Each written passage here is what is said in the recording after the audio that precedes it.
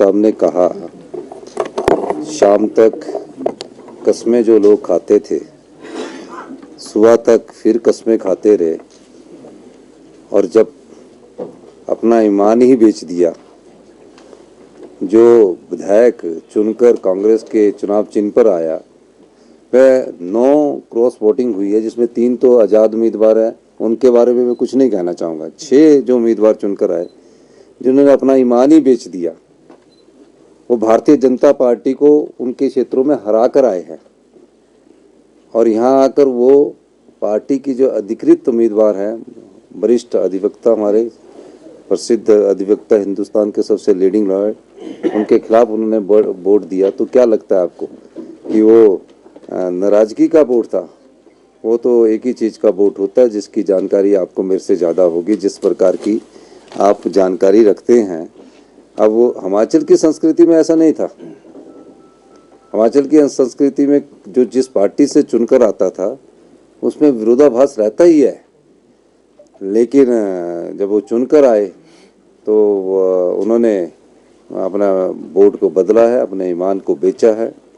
इससे आगे मैं क्या कहूँ, लेकिन मैं इतना कहना चाहता हूँ कि हिमाचल की जनता इस प्रकार की संस्कृति की आदी नहीं है।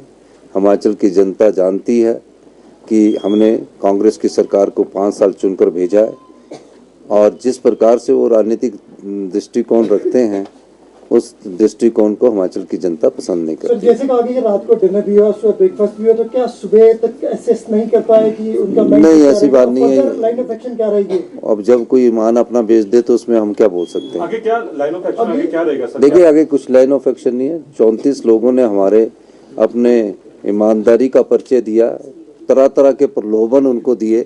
ऐसा नहीं है कि एक ही व्यक्ति को प्रलोभन मिला है। उन 34 आदमी में तरह तरह के प्रलोभन दिए, जिसकी कल्पना हिमाचल के नेता नहीं कर सकते।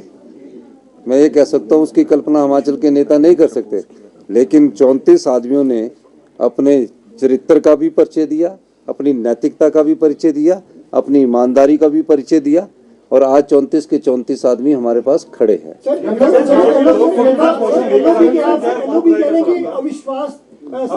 देखिए, पहले आप मेरी बात सुनिए। जब 34 आदमी हमारे पास खड़े हैं, अब जिस प्रकार का वो दृष्टिकोण रखना चाहते हैं, अभी तो सेशन चल रहा है ना, तो जब सेशन चलेगा तो उस समय देखेंगे।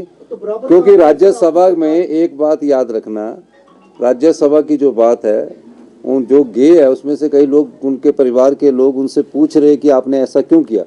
जब उनके घर वाले पूछ रहे, तो उसमें सोच सकता कई लोग अभी घर वापसी की तरफ भी सोच। एक वाक्य इसमें जोड़ना मैं भूल गया। इन 9 में से कई ऐसे हैं, नाम नहीं लेना चाहता हूँ, जिन्होंने मेरे नामांकन पत्र में सिग्नेचर किया है और मुझे प्रस्तावित किया है। आप ईमान की किसकी बात करते हैं आप, और प्रश्न हमसे पूछते हैं?